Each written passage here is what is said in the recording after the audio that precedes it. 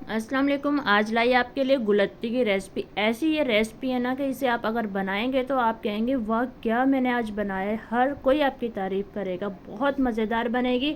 इसमें हर चीज़ आपको बताऊंगी कि किस तरह आपको बनानी है, कौन सी गलती आपको नहीं करनी, किस टाइम आपने क्या चीज़ डालनी है और कितनी क्वांटिटी में डालनी है और किस हिसाब से आपने ये बनाना है, हर चीज़ आपको बताऊँगी मैं। सबसे पहले ये देखें, सेला चावल मैंने लिए हैं। सेला चावल बॉयल हो रहे हैं। 1 किलो चावल थे तो इससे देखें ये बॉयल हो गए तकरीबन, लेकिन इसमें ये देखें थोड़ा सा कच्चापन था तो इसे मैंने 5 मिनट और बॉयल किया। ये आपके अच्छे से बॉयल होने चाहिए, वरना आपके चावल बनने के बाद ज़रा कच्चे और सख्त रह जाएंगे। अच्छे से ये बॉयल हो गए तो मैंने इसका पानी स्टैंड कर लिया। अब आपने ये ख्याल रखना है, अगर बासमती चावल बना रहे हैं तो आपको उसमें थोड़ी सी कसर छोड़नी है कि जब दम पे हम रखेंगे तो वो गल जाए, लेकिन सेला चावल में आपने इसको बिल्कुल अच्छे से गलाना होगा। यहाँ 1 किलो चावल थे मेरे पास, तो उसमें मैंने आधा कप ऑयल का ऐड किया और उसके अंदर 5 से 6 हरी इलायची, जो कि ये देखिए कूट के डालें, छिलके भी ऐड किए हैं। यहाँ पर मावा, अगर 1 किलो आपके पास चावल है तो 1 किलो आप इसमें मावा ऐड करेंगे। इसकी क्वांटिटी आप ज़्यादा भी कर सकते हैं लेकिन कम नहीं, क्योंकि इसमें सारा टेस्ट ही मावे का है। मावे से ही बहुत मज़े के ये बनते हैं, तो आपने मावे की क्वांटिटी कम से कम इतनी तो रखनी है कि जितने आपके पास चावल होने चाहिए। ये आप एक बाउल में पहले निकाल कर अलग कर सकते हैं, इसे खोल सकते हैं, लेकिन मैंने डायरेक्ट इसके अंदर ऐड किया और देखें ये आराम से खुल गया। और फिर इसके अंदर हमने इसको अब फ्राई करना है। फ्राई करते हुए आपने ये ख्याल रखना है कि इसे आपने मीडियम फ्लेम पे फ्राई करना है और इसमें मुसलसल चम्मच हिलाते रहना है, क्योंकि इसके अंदर दूध शामिल होता है और जो है वो ये नीचे लगने का ख़तरा है और आपका मावा जल सकता है। तो आपने मुसलसल इसमें चम्मच हिलाना है ताकि ये नीचे नहीं लगे। अगर आपने नहीं हिलाया और तो ये आपका जल सकता है नीचे से। ये देखें मुसलसल हिलाने के बाद इसका कलर ज़रा चेंज होने लग गया और इस स्टेप पर आपको ख्याल रखना है कि यहाँ जल नहीं जाए। देखिए ब्राउन ब्राउन, ज़्यादा जितना ब्राउन होगा उतना ही मज़े का इसका टेस्ट आएगा और ख़ूबसूरती भी चावल में इतनी ही आएगी। इस स्टेप पर आपने जल्दी जल्दी से इसको करना है। ये ज़रा दानेदार मावा यहाँ पर हो जाएगा और देखें यहाँ पर ऑयल इसने दोबारा छोड़ दिया। इसी ऑयल के अंदर इसको मैं फ्राई कर रही हूँ। ये देखें यहाँ पर ज़बरदस्त सा ये फ्राई हो गया, बहुत प्यारा खूबसूरत सा कलर आ गया। रेसिपी अच्छी लग रही तो ज़रूर लाइक करिएगा। चैनल पर नए हैं तो सब्सक्राइब करना नहीं भूलिएगा, बेल आइकन को प्रेस करिएगा ताकि आपको मज़े मज़े की ऐसी वीडियोस का नोटिफिकेशन मिलता रहे।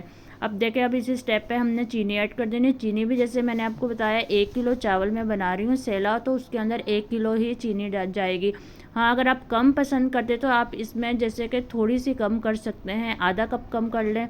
और ये बॉयल चावल जो है वो मैंने इसमें ऐड कर दिया और बाकी की चीनी जो बची हुई थी वो ऐड कर दी। अब इन सब चीज़ों को ऐड करने के बाद हमने इसको अच्छे से मिक्स कर लेना है। इस स्टेप पे आपकी आंच बिल्कुल दम जितनी होनी चाहिए, वरना आपके यहाँ पे जल सकता है नीचे से मावा।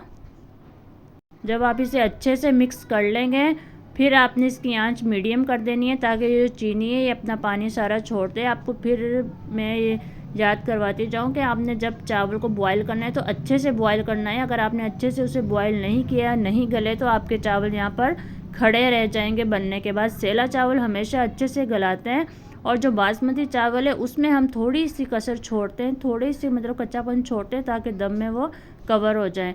और ये देखें यहाँ पर मैंने ड्राई फ्रूट काट के रखा हुआ था, ये जो आप पसंद करेंगे वो इसमें आप ऐड करें।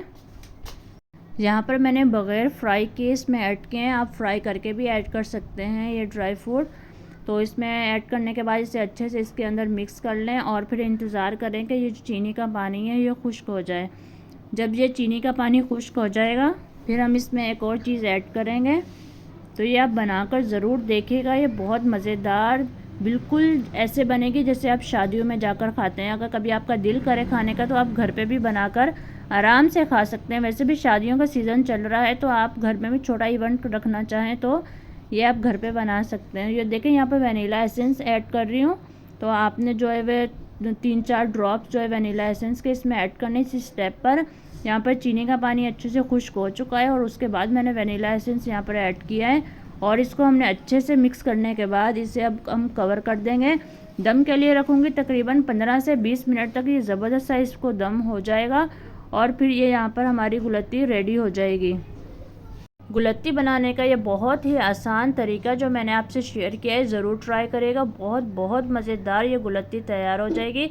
ये देखिए दम हमारा 15 से 20 मिनट तक दम होने के बाद अब हम इसे इसका दम खोल रहे हैं। खोलते वक्त आपने 5 मिनट इसको पहले ऐसे छोड़ना है, उसके बाद आपने चम्मच हिलाना है। ये देखिए ज़बरदस्त, बहुत मज़ेदार ये तैयार है। आप अपनी मर्ज़ी से इसके ऊपर कोई मिठाई वगैरह ऐड करना चाहें तो कर सकते हैं। अल्लाह हाफिज़।